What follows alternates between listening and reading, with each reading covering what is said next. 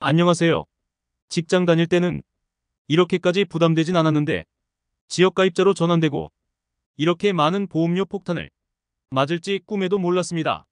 자, 이럴 때 해결할 수 있는 방법 없을까요? 건강보험료를 조금이라도 줄일 수 있는 방법들이 있고 직장 가입자분들은 미리 준비하면 좋은 방법들이 있는데요. 먼저 시작하기에 앞서 사랑의 구독, 행복의 좋아요 꼭 눌러주세요. 첫 번째로 가장 단순한 방법은 자동차를 바꾸는 겁니다. 우리가 퇴직 후에는 내 몸집을 가볍게 하는 게 중요합니다. 왜냐하면 이 자동차를 좋다고 이것을 갖고 있으면 이것은 건강보험료에 산정이 되거든요. 이전에는 등록일 기준으로 차량 연수가 9년 이상 된 차량이나 현재 중고차 시세로 4천만 원 미만 중에서도 1600cc 이하 승용차 그리고 생업용 차량만 건강보험료 부과 대상에서 제외됐죠. 그래서 내가 소유하고 있는 자동차의 차종가액이 4천만 원 미만이면 자동차에 대한 건강보험료를 부과하지 않습니다. 그래서 퇴직 후에는요, 기존에 타던 좋은 차를 팔고요, 새 차든 중고차든 그 산정가액이 4천만 원 미만으로 줄여서 보험료가 올라가는 것을 막으시기 바랍니다. 중고차의 경우에는 자동차가 필요한 차량의 경우 연수별 차량 가치율 고시를 활용해서 최초 출고가에서 일정한 비율로 줄어드는 방식이 적용됩니다. 그래서 시세가 4,500만 원인 중고차를 3,500만 원에 싸게 구입하셨더라도 실제 구매가가 적용되는 것이 아니라서 4,500만 원 전부에 해당하는 보험료를 납부하셔야 합니다. 두 번째는 내 재산을 줄이거나 비중을 조절하는 방법입니다. 자, 우리가 비과세로 내 가족에게 증여할 수 있는 방법이 있죠. 자, 이때 내 배우자는 6억 이하, 또 성인 자녀는 5천만 원 이하, 미성년 자녀는 2천만 원 이하, 또 사위, 며느리는 1천만 원 이하까지 세금 없이 증여를 할 수 있죠. 이렇게 되면 증여를 하더라도 세금 한 푼 안 내고 내 재산을 줄일 수가 있고, 또 이렇게 되면 건강보험료를 어느 정도 낮출 수 있는 효과도 있습니다. 기초연금은 예금이나 적금, 보험, 주식 등 금융재산도 재산 산정에 들어가지만 건강보험료를 선정할 때에는 금융재산은 부과 대상이 아니라는 것을 모르는 분들이 많습니다.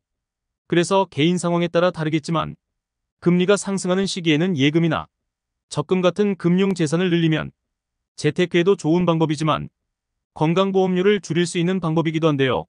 하지만 금융재산으로 발생한 이자소득이나 배당소득은 건강보험료 부과 대상이 되고요.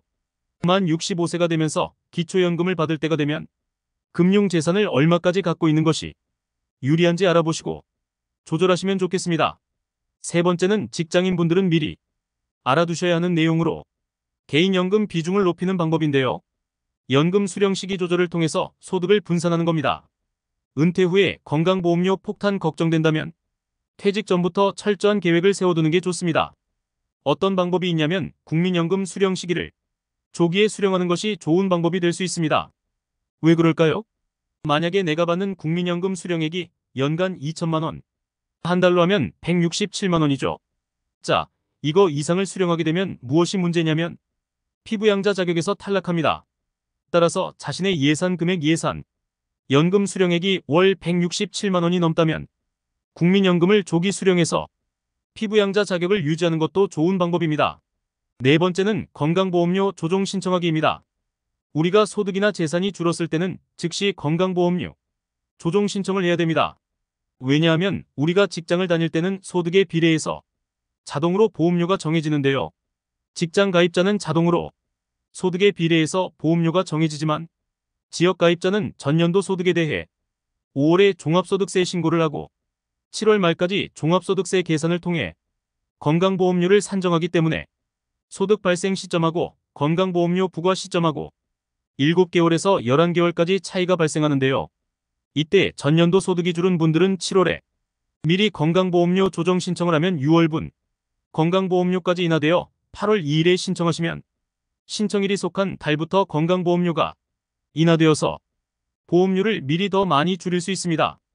그래서 내 재산이 줄었을 때는 꼭 조정 신청을 미리미리 하시기 바랍니다.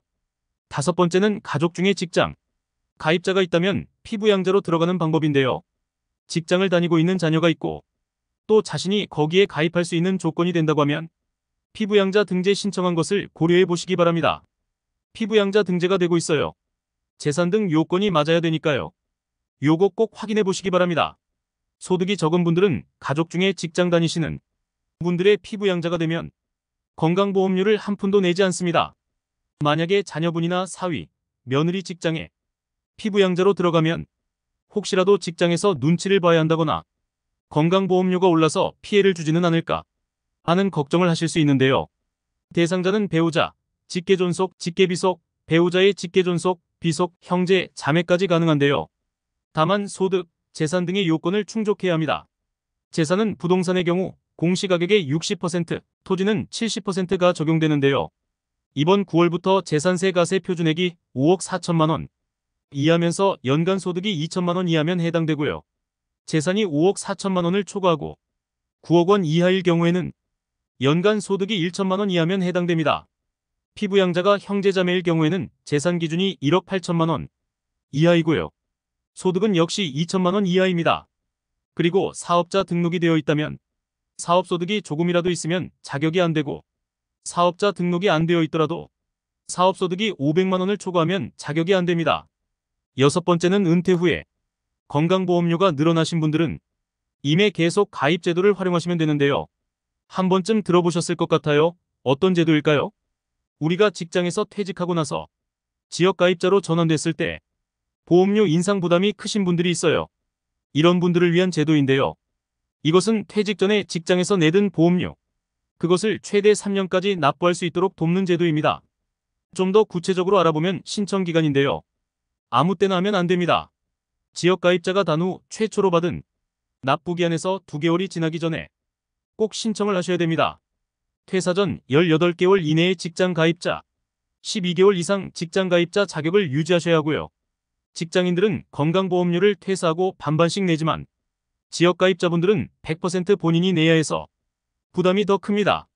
정년으로 은퇴하신 분들도 해당되고 중간에 이직을 위해 직장을 가입하신 분에 해당되는데요. 가까운 건강보험공단 지사에 방문해서 신청하시면 됩니다. 일곱 번째는 재취업을 하는 겁니다. 이 재취업을 하게 되면 좋은 점이 있어요. 여러분들이 아무래도 퇴직하고 나서 재취업을 하게 되면 이전 직장보다는 연봉이 많이 낮으실 거예요. 그것이 좋은 방법입니다. 소득이 적더라도 내가 재취업을 하면 무엇이 좋을까요? 네, 위에서 말씀드린 이미 계속 가입 제도를 활용할 수가 있습니다. 여러분 이제 재취업을 해서 1년, 2년 다니시다가 퇴직을 했어요. 그러면 이전 직장보다 급여 수준이 낮기 때문에 보험료도 낮겠죠. 그러면 뭐가 좋죠? 위에서 말씀드린 이미 계속 가입 제도를 활용할 때 3년간 낮은 보험료로 낼 수 있기 때문에 보험료를 많이 절감할 수 있습니다. 사랑의 구독 행복 꼭 눌러주세요. 이때까지 신청해주셔서 감사합니다.